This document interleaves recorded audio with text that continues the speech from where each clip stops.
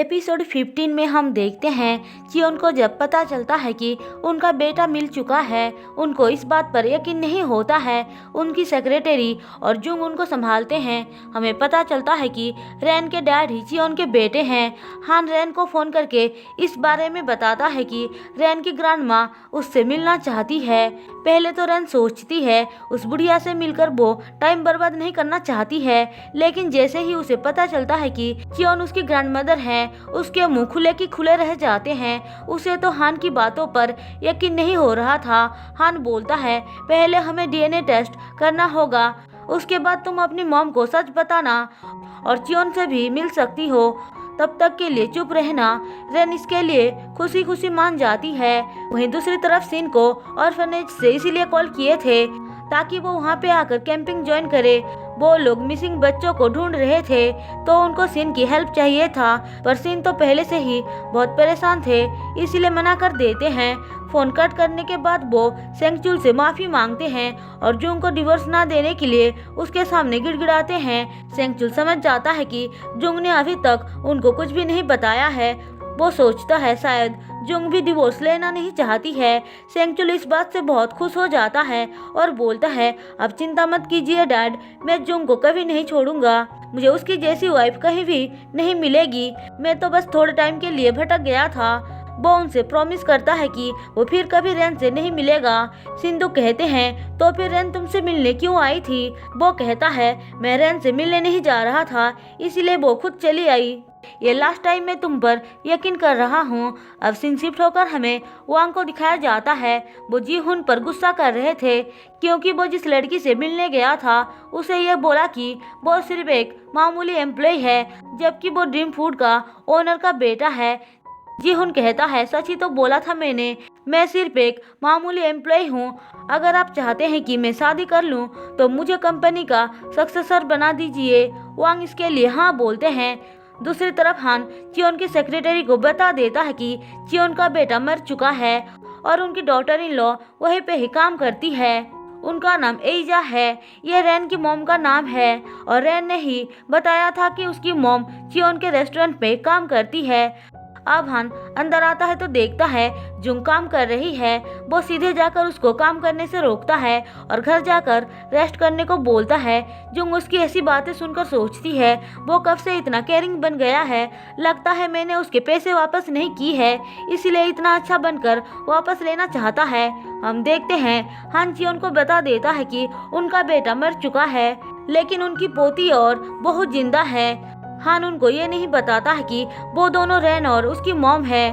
दूसरी तरफ रैन ये बात अपनी मॉम को बता देती है कि चियोन उसकी डैड की मॉम है। पहले तो उसको यकीन नहीं होता है, उसको लगता है कि रैन उसके साथ मजाक कर रही है, लेकिन रैन उनको यकीन दिलाती है। उसके बाद दोनों माँ बेटी मिलकर सपनों के दुनिया में खो जाती हैं, जहाँ पे जुंग रैन की सेवा कर रही थी। रैन उस बारे में सोचकर बहुत खुश हो रही थी। अब सीन शिफ्ट होकर हमें जुंग को दिखाया जाता है। सेंगचुल उससे बात करने आता है तो वो अंदर चली जाती है। सेंगचुल सोचता है आज मैं कैसे भी करके तुम्हें मना कर ही रहूंगा। ऐसा बोलकर वो अंदर जाता है और जुंग को वो पुरानी बातें सब याद दिलाकर बोलता है कैसे वो दोनों एक स्टॉल पे मिले थे। सेंगचुल वहाँ पे एक दिन खाना खाने आया था, लेकिन अचानक से उसकी तबीयत खराब हो जाती है तो जुंग उसे संभालती है। वो जुंग को उसे छोड़कर ना जाने के लिए रिक्वेस्ट करता है। फिर अगले दिन हम देखते हैं रैन डीएनए टेस्ट के लिए हॉस्पिटल आई थी। रैन की मॉम सेक्रेटरी को ताना मार रही थी क्योंकि उन दोनों की जमती नहीं थी। रैन पूछती है मेरे डैड किस ऑर्फनेज में रहते थे, मैं एक बार देखना चाहती हूँ। सेक्रेटरी नाम बताती है तो वो वहाँ पे पहुँच जाती है। उसे वहाँ पर पहुँचने के बाद एक बहुत बड़ा झटका लगता है। वो सुनती है वहाँ की ओल्ड डायरेक्टर बता रही थी कि चियोन का बेटा रैन के डैड नहीं है। दरअसल चियोन ने अपने बेटे को एक गोल्डन क्लॉथ से कवर किया था। सिन को जब ऑर्फनेज में छोड़ दिया गया था उस टाइम वो ओल्ड लेडी ही वहाँ की डायरेक्टर थी। रैन के डैड ने पी कर दिया था, इसीलिए उसे कवर करने के लिए उसने सिन के कपड़े उसको पहना दिया था और तभी सारे बच्चों का फोटो लिया गया था। रैन के डैड के वो गोल्डन कपड़ों को देखकर हान और डायरेक्टर को लगा कि रैन के डैड ही वही बच्चा है। रेन को सच पता चलते ही उसके सारे सपने एक सेकंड में ही टूट जाती है। वो सोचती है हर अच्छी चीज जुंग को ही क्यों मिलती है। वो किसी भी हालत में इस बार हारना नहीं चाहती थी। दूसरी तरफ जुंग हान को हॉस्पिटल का बिल पे कर रही थी, लेकिन हान ये बोलकर मना कर देता है कि उसके पास बहुत सारे पैसे हैं। जुंग बोलती है शो ऑफ करना बंद करो, मुझे पता है तुम्हारा फूड ट्रक बैंकक्रप्ट हो गया था, इसीलिए तुम चियोन के पास आकर गिड़गिड़ाया ताकि वो तुम्हें मैनेजर बना ले। हान उसकी ऐसी बातें सुनकर हैरान था। वो कहता है शायद तुम्हें मेरे बारे में पता नहीं है। जुंग बोलती है तुम ऐसे प्रिटेंड क्यों कर रहे हो जैसे कि तुम एक रिच आदमी हो।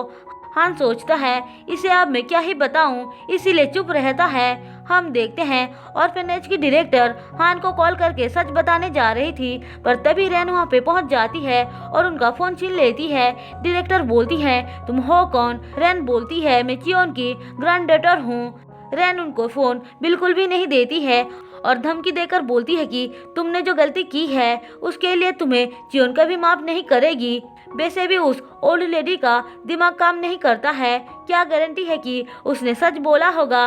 डायरेक्टर उसे ताना मारते हुए बोलती है कि एक प्रिंसेस बनने का सपना देख रही थी, लेकिन तुम्हें जब पता चला कि तुम प्रिंसेस नहीं हो अब ये सब काम कर रही हो। डायरेक्टर कहती है बेशक उसका दिमाग काम नहीं करता है, लेकिन जब भी पास्ट के बारे में पूछा जाता है उनको सब क्लियरली याद आने लग जाता है। रेन कहती है अगर तुमने अभी बता दिया कि मैं चियोन की ग्रैंड डॉटर नहीं हूँ और डीएनए रिपोर्ट मैच हो गया तो तब क्या करोगी? तुम्हें एक दिन वेट करना चाहिए। डायरेक्टर को भी उसकी बातें सुनकर ऐसा लगता है कि रेन सही बोल रही है, इसीलिए हान को कुछ नहीं बताती है। अब रेन बाहर आकर ओल्ड डायरेक्टर को धमकाते हुए ये बोलती है कि अगर तुमने किसी को भी ये सच बताया कि सीन ही चियोन के रियल बेटा है तो तुम्हें मैं मार डालूंगी। बेचारी उसकी धमकियों से डर जाती है। उसके बाद रेन डॉक्टर के पास आकर बोलती है प्लीज आप डीएनए रिपोर्ट के बारे में पहले मुझे बताना। पहले तो डॉक्टर मना कर रहा था, लेकिन रेन उसे किसी तरह से मना लेती है और नंबर एक्सचेंज कर लेती है। फिर वो चुपके से जुंग के घर पर आती है उसका टूथब्रश लेने के लिए, लेकिन तभी जुंग घर आ जाती है और उसे देख लेती है। रेन को वहाँ पे देखकर उसका दिमाग खराब हो जाता है। वो सीधे आकर उसे थप्पड़ मार देती है।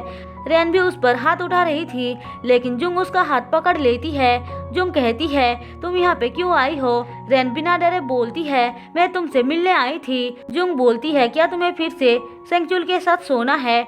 अब वो दोनों ही एक दूसरे का बाल पकड़कर लड़ने लग जाते हैं। जुंग उसे धक्के मारकर घर से बाहर निकाल देती है, लेकिन रेन को कोई फर्क नहीं पड़ता है क्योंकि उसे जो चाहिए था वो तो मिल चुका था।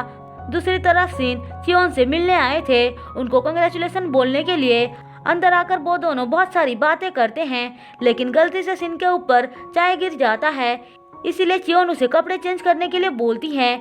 हम देखते हैं चियोन जब कपड़े चेंज कर रहे थे तभी उनको न्यू कपड़े देने के लिए चियोन अंदर आ जाती है और इसी के साथ एपिसोड 15 खत्म होता है। दोस्तों अगर आपको मेरी एक्सप्लेनेशन पसंद आई हो तो चैनल को सब्सक्राइब और वीडियो को लाइक जरूर कर देना।